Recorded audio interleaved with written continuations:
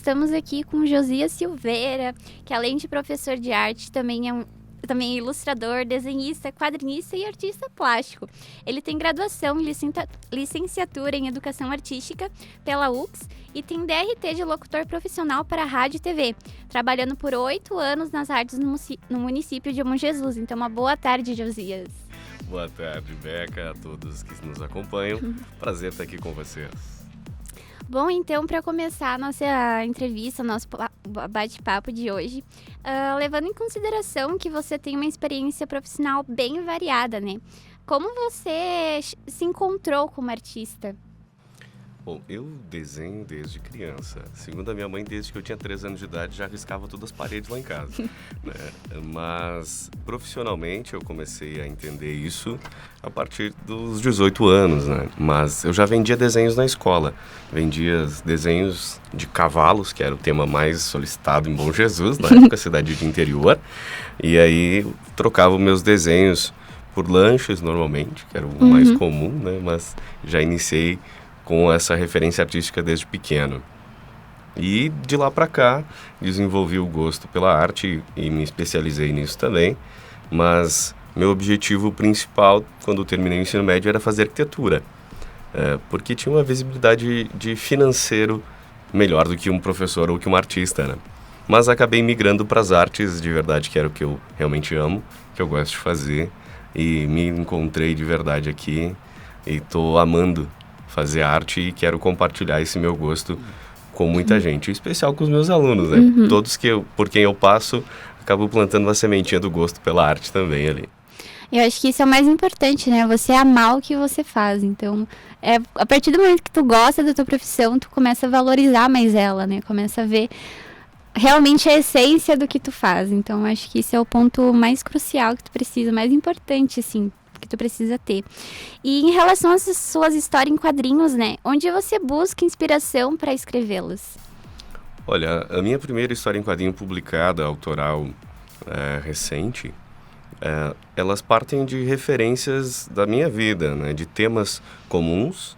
A minha primeira história em que publiquei em 2020, eu iniciei esse projeto em 2010 e publiquei em 2020, é baseado nos relatos do meu avô, que era tropeiro, na cidade de Bom Jesus, e foi a partir das vivências que eu tive com ele. Ele tinha Alzheimer, ele faleceu aos 94 anos de idade, não lembrava de coisas recentes, só da época de infância. Gravei muitas falas dele em vídeo, em áudio, durante 4 anos. Depois transformei essas gravações, esses áudios, em uma história, procurei os dados no município, pesquisa bibliográfica, para dar um respaldo mais embasado mesmo para a publicação.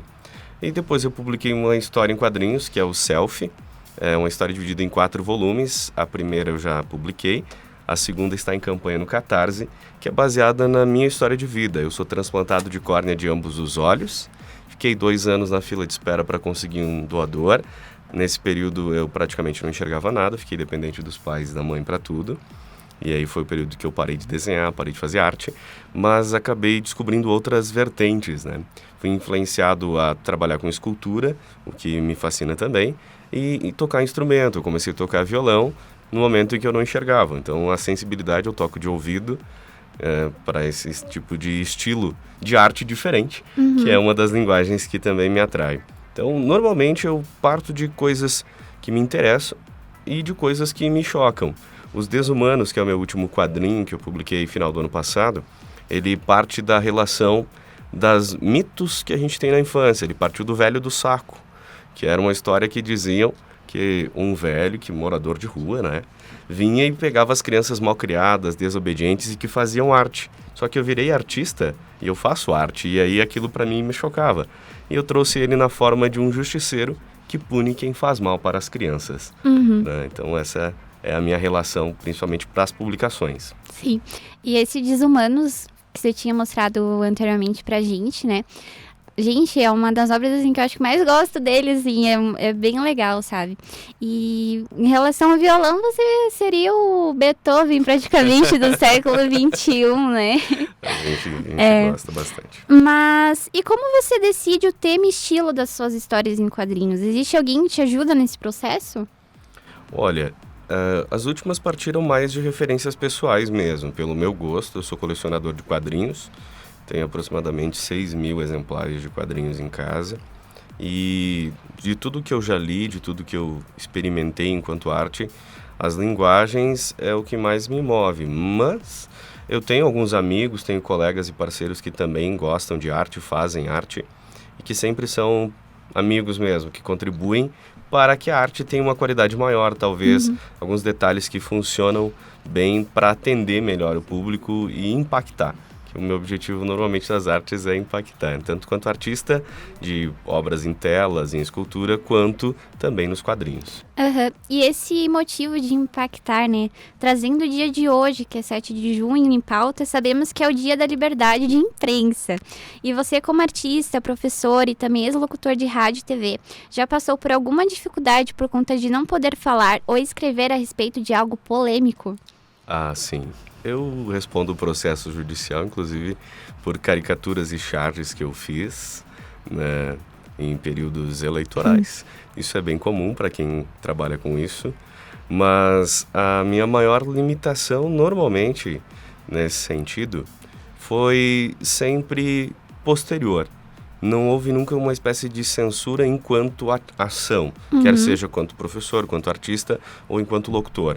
O pessoal das rádios onde eu trabalhei, a direção era sempre bem parceira e normalmente a gente tinha um feedback rápido e raramente houve alguma espécie de repressão pelo trabalho que eu fiz.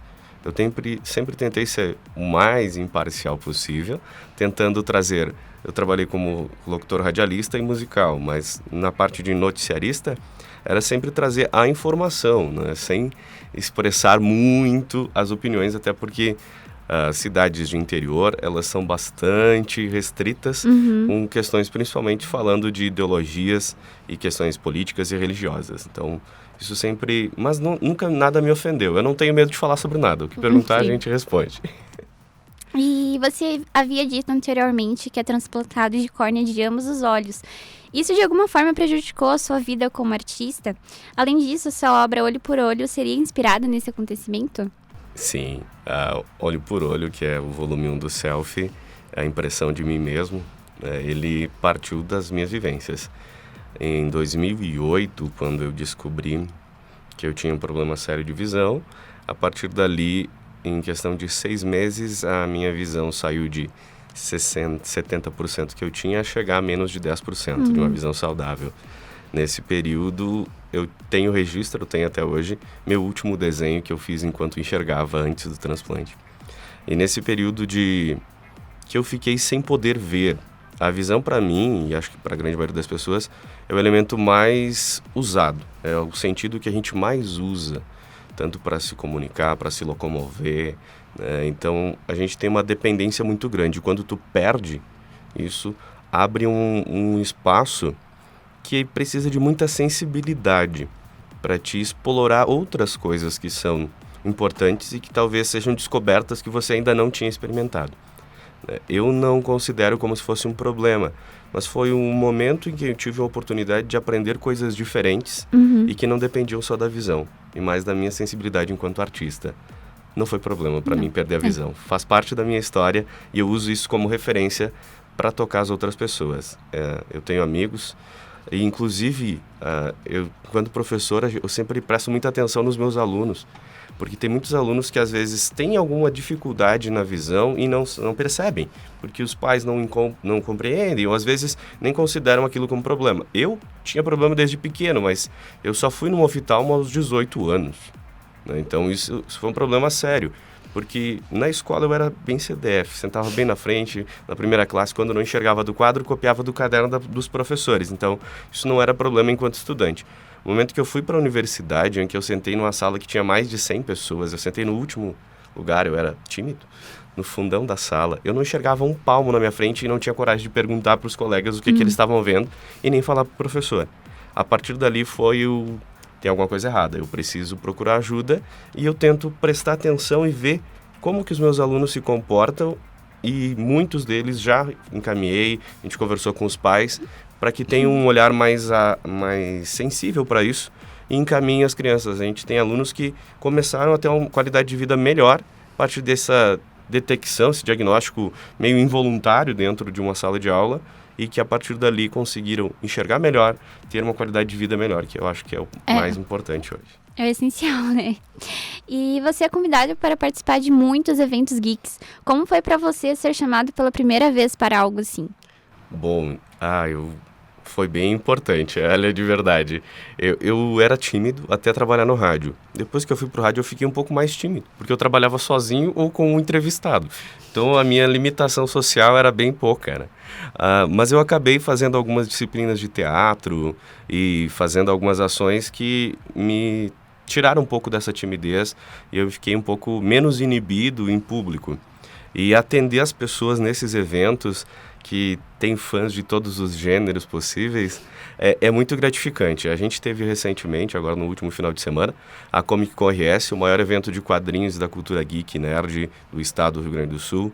E olha, o que a gente pôde ver de tanta gente, tanto de mais idade, tinha pessoas com quase 90 anos que estavam lá amando o que estavam vendo. E tinha crianças de colo com os pais que levavam, tinha adolescentes, crianças pequenas que se encantavam com as artes, com os desenhos.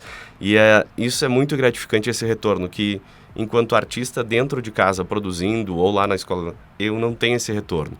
Essa ação que o público dá para nós de feedback é muito bom, muito gratificante e incentiva a gente a continuar produzindo e fazendo mais arte. Né?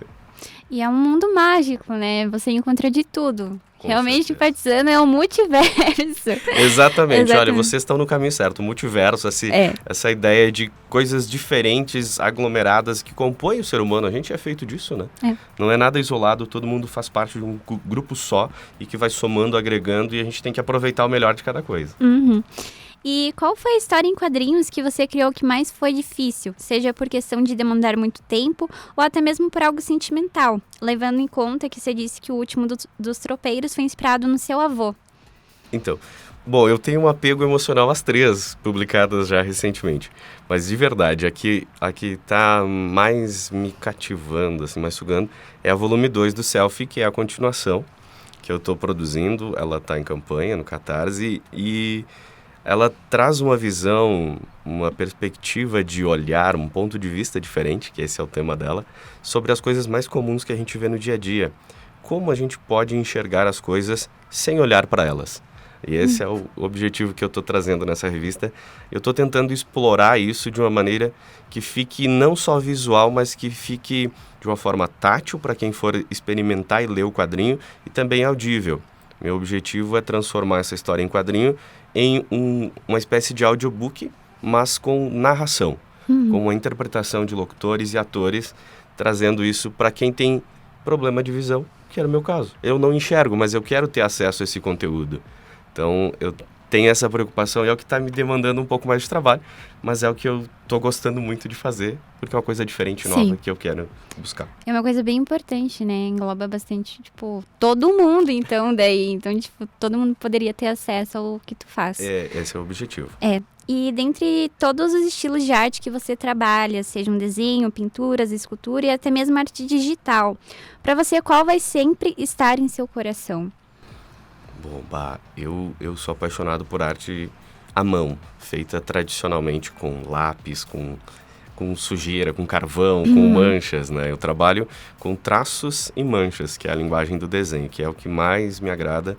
E eu me vejo até velhinho fazendo isso, né? Eu consigo me imaginar, mesmo com talvez mal de Parkinson ou outra coisa do gênero, conseguindo mobilizar e fazer essa arte que eu tanto amo, que é deixar gravado um registro, uma marca do que eu fiz, do que eu penso, das minhas ideias, num papel para que alguém consiga ver. E hoje a gente migra para a arte digital, mas eu ainda sou daquele que eu preciso ver com a mão, entendeu? Eu preciso sentir e tocar, eu tenho essa necessidade ainda, e eu acredito que muita gente ainda tem esse gosto. A gente teve uma experiência na Comic Con em que muitas pessoas que foram participar dos eventos pediam artes originais. O que é isso? É tu ter algo impresso para te gravar e guardar aquele registro, aquele momento, aquela experiência que tu teve de uma forma que não vá se apagar, que não seja algo transitório que apenas está no mundo das redes. As telas são muito rápidas, são efêmeras e passam com tanta velocidade que a gente perde muita coisa. E se tu tem uma imagem fixa, cada vez que tu parar, identificar e olhar para aquele espaço, para aquela imagem, tu vai ter aquela lembrança, aquela recordação, que é algo que eu acho que ainda cativa muitas pessoas e que não vai se perder, mesmo com a era digital que nós estamos vivendo. Sim. E para você, foi difícil seguir com essa carreira de artista e até mesmo professor, levando em consideração que a cidade de Caxias não valoriza muito os profissionais que tem? Bom, eu não falaria só de Caxias, eu acho que essa é uma questão cultural da quase praticamente todo o Brasil. Nós não fomos educados para consumir a arte, muito menos incentivar e investir nisso. Tanto que é por isso que existem muitas leis no país que são para incentivar isso, porque se não tiver essas leis, não haverá produção, não haverá a divulgação e nem muito menos alguém que consuma isso. Eu acho que a questão mais importante hoje é a gente entender como a nossa sociedade foi fundada culturalmente e como ela ainda sobrevive. É sempre a necessidade de estar incentivando e investindo que vai tentar reparar esse dano que ficou lá na história. Eu, por exemplo, quando era criança, meus pais eram evangélicos, eu não tinha TV em casa, eu fui ter TV aos 18 anos. A gente não tinha livri, a gente não tinha gibi em casa porque eram coisas contra, né? Então, eu sempre desenhava coisas que eu não tinha referência. Eu fui começar a colecionar quadrinhos a partir dos 18, quando eu comecei a trabalhar profissionalmente, ter o meu salário, meu dinheiro, e aí o que eu recebia eu investia naquilo. Mas eu hoje identifico que é mais fácil você viver como um artista e ter o espaço e ser respeitado pelo aquilo que tu faz, né? Por exemplo, os meus pais tinham o objetivo que eu fosse professor, mas professor de matemática. E eu virei professor de arte. Então a gente tem essas divisões mas eu sou respeitado pelos meus pais, pela minha família, eles entendem e apoiam bastante. Mas as culturas são formadas a partir de expectativas dos outros, né? E a gente tem muito isso na sociedade e é importante que cada pessoa tenha a liberdade para escolher e ser apoiado naquilo que tem. E por isso que eu acho que hoje, com o tanto de leis que existem, tá mais fácil de tu conseguir atingir um público e garantir que esse público tenha acesso à arte, à cultura, de uma forma acessível para todo mundo, né? Abriu-se bastante espaços. Hoje, por exemplo, na rede municipal em Caxias de professores de arte, existem poucos professores que têm a habilidade de desenhar ou de fazer arte. A maioria deles são professores que passam conhecimento historicamente já estudado, né?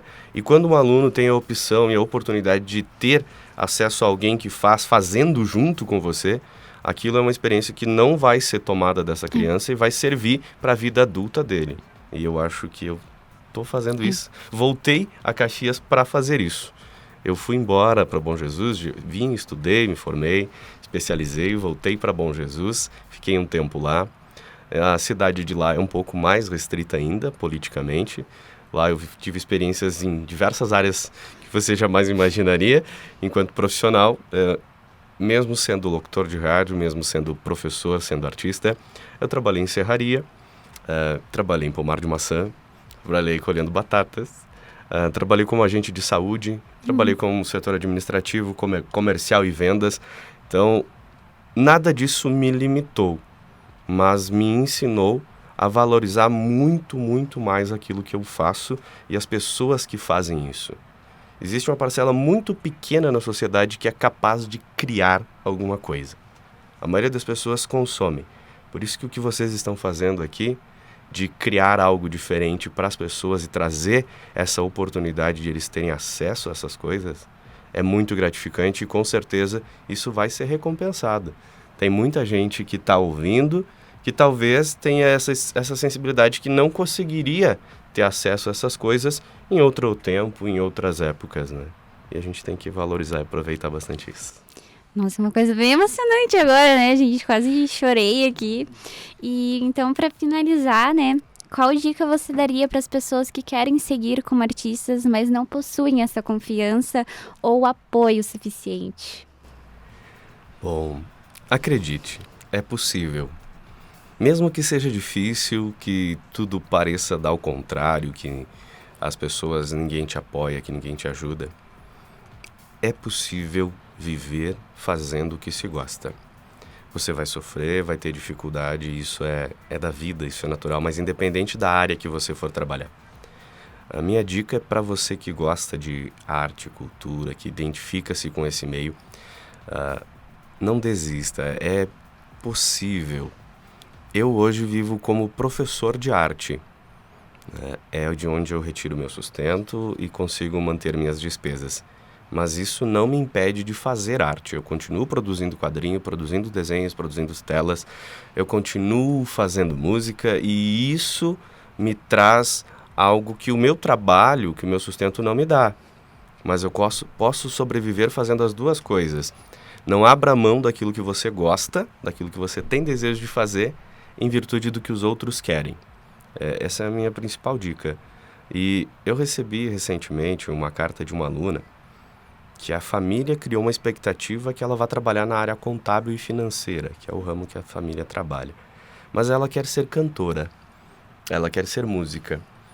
E aí todo o histórico que os pais têm sobre músicos é um problema para ela, porque é difícil convencer que você não vai entrar por um caminho ou que você vai ter condições de sobreviver fazendo o que tu gosta, sendo que isso não é reconhecido, não é bem pago, não é uma coisa que a sociedade incentiva. Mas eu tive uma conversa bem pessoal, bem carinhosa assim com ela, e eu acredito que por mais que ela tenha que se limitar a fazer outras coisas, o gosto pela música, pelo desejo de cantar ainda vai permanecer. E eu disse, mesmo que você vá trabalhar em outra área, o teu dia vai ter 24 horas. Talvez 8 ou 9 horas dela você vai se dedicar ao teu trabalho, mas vai ter algum tempo para você fazer aquilo que tu gosta, aquilo que tu deseja, que não vai depender disso, do teu dinheiro, mas tu vai fazer porque tu ama e vale a pena. Então, Josias, eu queria agradecer muito pela tua presença aqui hoje. Foi muito bom esse bate-papo. Foi bem reflexivo, na verdade, né, para a geração de hoje. Ainda mais que a gente vive no imediatismo. Então, se a gente... Eu estava até falando ontem com minhas amigas que às vezes eu quero fazer academia, mas eu já quero ter o resultado logo. Então, tipo assim, a gente vive nessa ansiedade de ter. Então, é bom escutar isso, de você ir lá, mesmo que não seja o tempo todo, você separar um tempinho, sabe, que vai ter um resultado. Então, é persistência, né? Com certeza. Então, muito obrigada pela presença hoje. Se tu quiser mandar recado para alguém, algum beijo, pode ficar à vontade. Um comentário. Os meus alunos olham para mim e dizem, nossa, professor, como é que o senhor desenha tão bem assim? Como é que o senhor desenha? Eu quero desenhar assim. Aí eu pergunto para eles, que idade você tem? E aí começa desde os 4 anos de idade, que é quando eu atendo desde o pré, até o ensino médio. E aí eles respondem as idades deles. E às vezes, alunos de 6, 7 anos, de 10, 12, eu digo, pois então, você continua desenhando, você gosta, e quando você talvez estiver perto dos 36 anos de idade, que é o que eu tenho hoje, se você não parar de desenhar, se você continuar fazendo isso, você vai estar desenhando muito melhor do que eu. Né? Então, a diferença é que eu desenho há muito tempo e você está começando a tua vida agora, então não dá para desistir. Tem que continuar, persistir e com certeza o resultado vem, pode demorar. Eu demorei 12 anos para publicar minha última história, demorei 10 anos para fazer a minha primeira história em quadrinhos e publicar, mas esses projetos nunca pararam. Eles sempre tiveram uma sequência e por mais que algum tempo ficaram engavetados, eu não desisti deles. Não dá para desistir, tem que continuar, que vale a pena. Então, obrigada. Obrigado, Beca, obrigado, Miguel, a todo mundo que participou aqui com a gente, muito bom.